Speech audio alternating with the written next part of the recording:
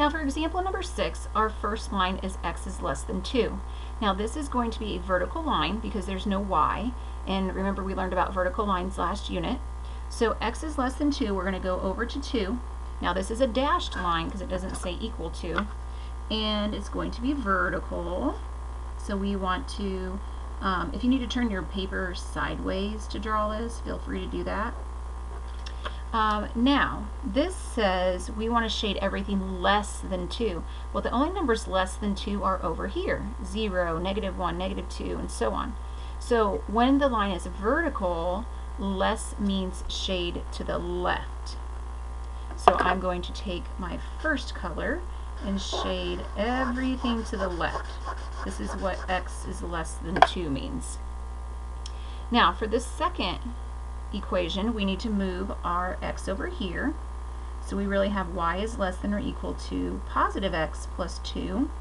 So start up here at 2, slope is 1. So I'm just going to draw a few points for a slope of 1. This is a solid line because of the equal to. So I'm going to draw a solid line, and our inequality says less than or equal to this line, so we want to shade everything below. So we want to shade everything down here. Now notice these two lines still created 4 sections. There's this little tiny section up here, this section over to the right, this section kind of underneath the diagonal, and then this big section up here. So we're trying to find where they overlap.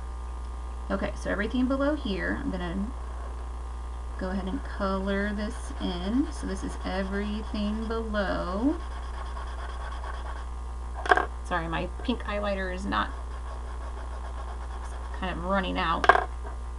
So the line or the shaded area that's below this line here, but to the left of the dashed line, is right here. So this is what I'm shading a little bit darker with my pen.